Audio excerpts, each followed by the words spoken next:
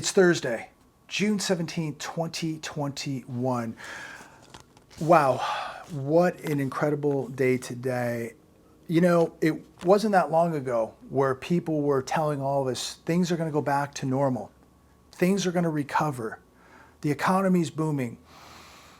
If you watched what I watched today, you know very well that things are not going back to any type of normal. Things are not recovering. In fact, things are getting much worse. You're witnessing the economic collapse in free fall right now.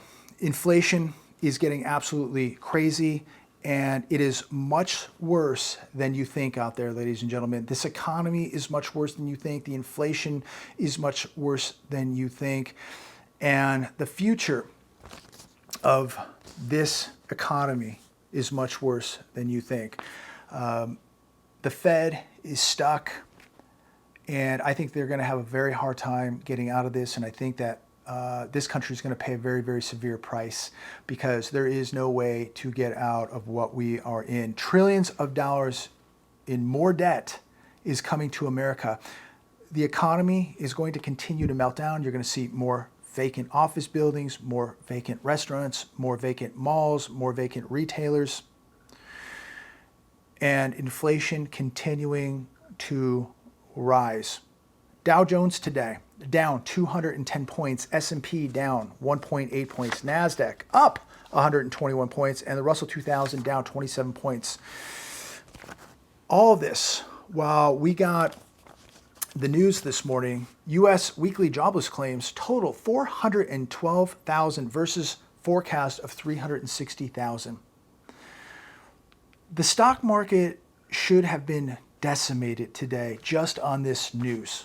Just on this news. You take into account the inflation numbers that we're getting now that are completely manipulated, and you take into account the jobless numbers that we just got again today.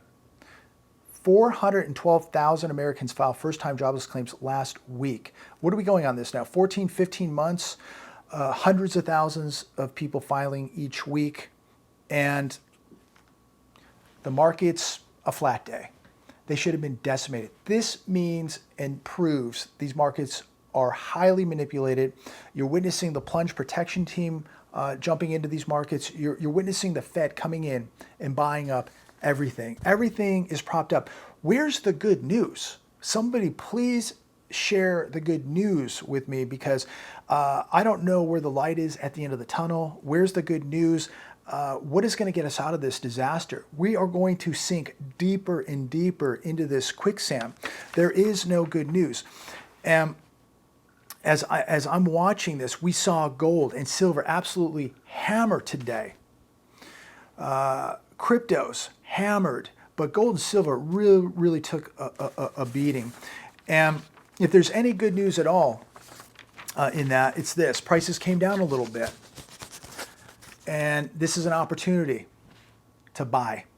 Now, personally, I bought some more gold and some more silver today, but physical prices didn't really come down a whole lot. Physical gold and physical silver prices are still extremely expensive, and I didn't really see them come down a whole lot. But why was gold and silver hammered today? Well, the rise of the US dollar. Think about it. Inflation soaring, and people are running to the dollar. Dollar going up with threats of inflation. Interesting. The 10-year Treasury yield up. I don't know about you, maybe it's just me, but when you look at all this debt creation, you look at the debts, the deficits, you look at inflation, these are all warning signs. Why would you want to be holding too much cash, too many dollars? The inflation is going to eat cash alive. To me, the safe haven are the two most undervalued assets on planet Earth, gold and silver. And look, I don't give financial advice. I don't care what anybody does. I'm speaking to you, thinking out loud. I look at today as an opportunity, and I looked at a couple different dealers online, and a lot of the inventory was sold out. I spoke to one dealer today online, and they said they were extremely busy, a lot of orders. And that just tells me that people are just not buying this propaganda. And we're seeing the split from the COMEX to the physical price. You know, people are going, well, you know, gold went down this much, silver went down this much, but how come the physical? Well, because there's a difference. You know, a central bank like JP Morgan can come out and flood these markets with millions and millions of ounces of paper gold or paper silver, and they can manipulate the paper price. But they're having a much more difficult time manipulating the physical price of precious metals. And people are beginning to figure it out. Do you want to hold the paper, or do you want to hold the physical precious metal? And if you want to hold the physical metal, you're going to pay the premium or the market value. And that's market price. People are going to pay what they think it's worth. And they think it's worth a lot more than the paper price. And I think the same. That's why I bought more gold and more silver today. So let's not forget about central banks flooding these markets with paper gold, paper silver, and really trying to slam the prices, hoping that you'll sell your gold, sell your silver, so they can continue to back up the truck and buy the physical gold, the physical silver. And anybody that thinks it's a barbarous relic, worthless, nobody wants it, please tell Jamie Dimon to open up his vaults and pass out all that gold and silver. But that's never going to happen, because people like Jamie Dimon, the central banks, countries like Russia, China, India, and the billionaires, and that 1%, they know the value of gold and silver. They know the value of the physical precious metals. And this is why so many of them are stockpiling it, they're telling you to go buy into Ponzi schemes and buy into the overvalued stock market. I'm betting against the debt, ladies and gentlemen. All of this massive money printing, all of this stimulus, all of this debt creation, the exploding deficits and debts, the inflation, all of it means that you better be protecting yourself. And all this is going to continue to weaken the US dollar. Even though the dollar was up today, it was up yesterday. I mean, it's so ridiculous. If you believe that the US dollar is going to survive all of this and be the world reserve currency, the only way it could survive if it was backed by gold. If it isn't, it's going to perish just like all the rest of these paper fiat currencies. It's nothing more than monopoly money. The US dollar has lost 97% of its purchasing power, and that's a fact. So you can hold a bunch of cash, it's going to get eaten alive by inflation, or you can protect yourself and hold precious metals. So I continue to buy more, and when I buy it, ladies and gentlemen, the way I look at it is I put it away. I don't think about it. I don't care what it does tomorrow, next week, what it did last week. I buy it when I can buy it, and right now I can still acquire it. And I think it's on sale, and I'm going to continue to acquire it. And I don't think about the price. This is wealth preservation. This is an insurance policy. This is a life jacket on a sinking ship. And if you haven't noticed, the ship is sinking. Do you have a life jacket? You need to be protecting yourself. CNBC, mortgage rates shoot higher after Fed Chairman Powell's comments. The average rate on a 30-year fixed mortgage has moved higher, hitting 3.25% in February of this year. The average 30-year rate was 2.75%. So we're going to see if that has any influence on housing sales. The hedge today, lumber bubble bursts. We're seeing the price of lumber now coming down, but we're seeing interest rates on a 30-year going up. Less buyers, less people are applying for a mortgage. So again, we're going to see what kind of effect this has on the housing market. Another article in the hedge, Port of LA becomes first ever in Western Hemisphere to handle 1+ million containers in a month. All of that stimulus money that the US government sent to everybody being spent. And you have Asia and China coming over in these massive ships. I mean, unbelievable. 1+ million containers in a month. Just think about how much money, how many dollars went back to Asia, and how many of those ships went back with empty containers, and how much wealth is being created in places like China and across Asia because of all those stimmies. And so you have people, you have a middle class in China exploding. You have millionaires in China exploding, billionaires exploding. manufacturing exploding. And what is America getting? As the middle class is exploding in China because of all this wealth creation in America, what's exploding here is inflation. The average American got this from all this stimulus. They got inflation. They got more debt. They got less purchasing power. They got less opportunity. They got less wealth. While places in Asia, like China, they got rich. And now, with all this inflation coming, it's going to expose our dependency on these other countries. We didn't feel maybe the effects so much of, the millions of jobs that were shipped over to Asia for all that cheap labor. We didn't really see any effect with all those cheap prices.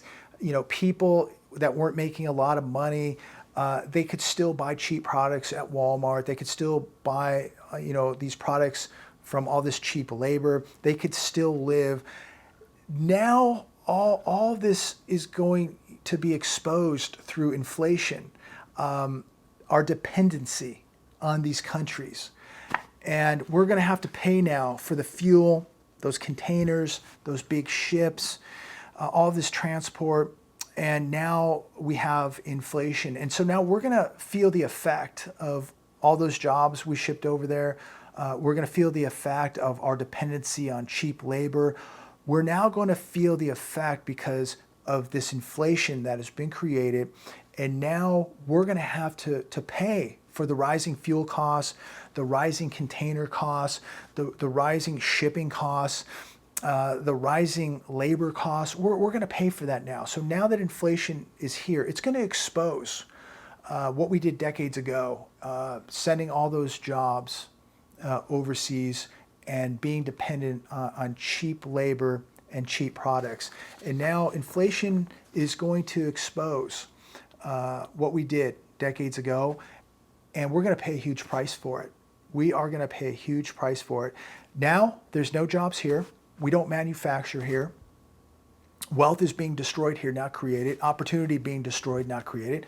Wealth is being created in other countries, in Asia. Opportunity is in Asia. Wealth is in Asia now. And now here we have the average American dependent on cheap products. And now they're going to have to pay a lot more for those products. How about $100 oil predictions soar as analysts warn of supply crisis? So lumber prices might be coming down, but oil prices are going up. And many people are going to be paying $5 or $6 for a gallon of gas. So maybe housing costs will come down. Maybe the cost of that big screen will come down a little bit more. Maybe the cost of your iPhone will come down a little bit more. But oil's going to $100 a barrel, and you're going to be paying $5 or $6 for it. And all those cheap products that you buy at Walmart, Kohl's, and Best Buy, and Marshall's, you're going to pay more for it. And don't forget about your food costs too. You're going to pay a lot more for that too. Bank of America's new inflation meter shows transitory hyperinflation. Well, it's here. We're starting to see it.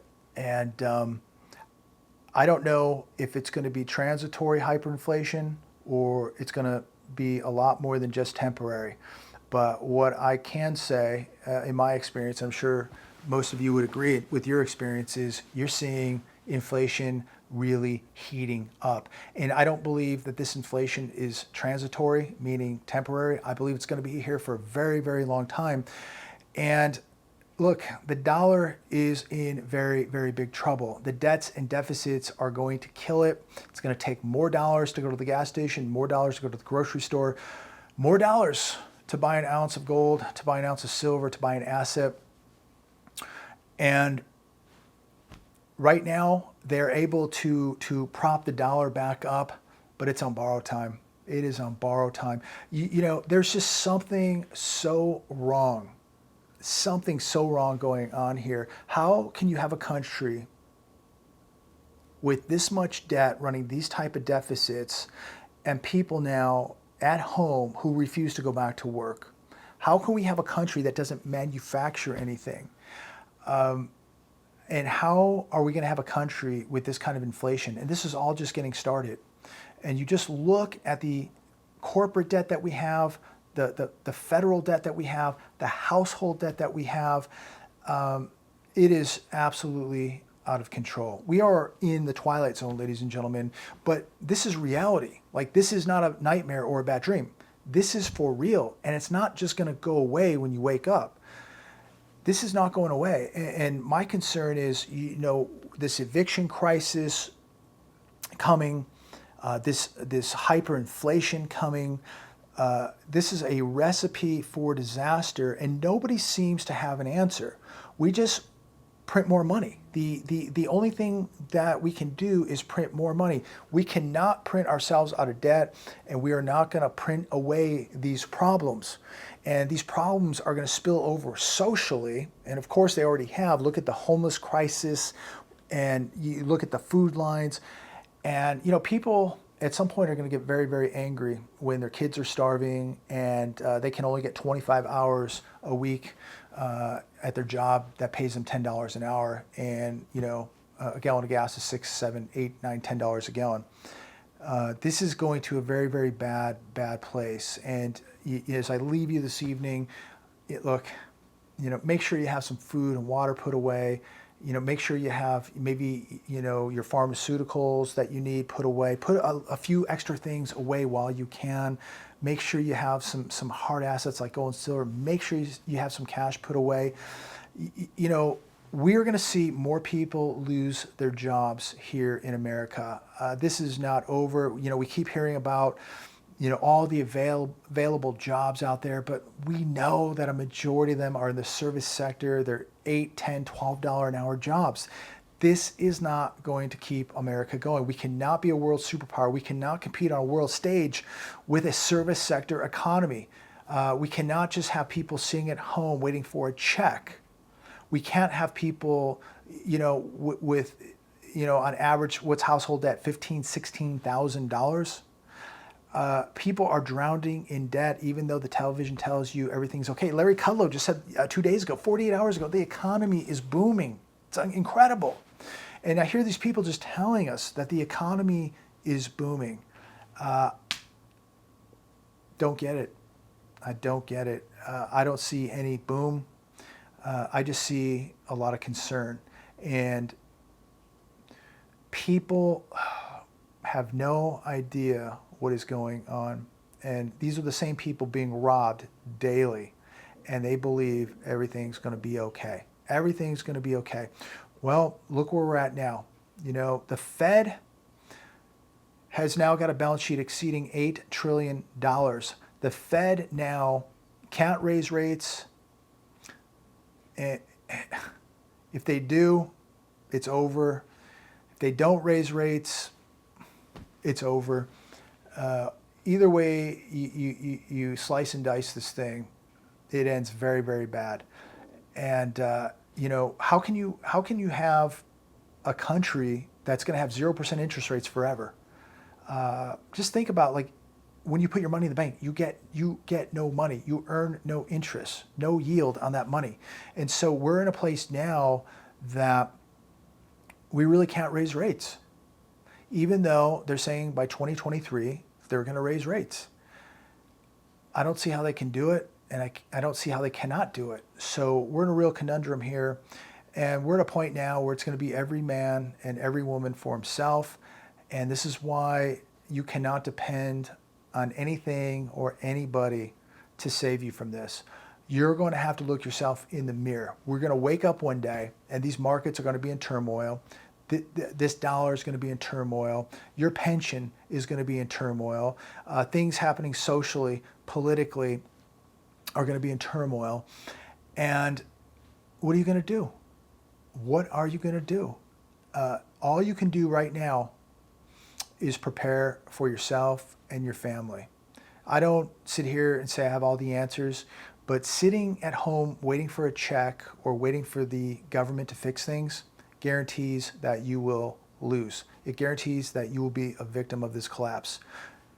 if you're putting away some food, some water, some cash, some gold, some silver, if you're putting away some vitamins or some pharmaceuticals, some extra clothing, I don't see how that's a bad thing.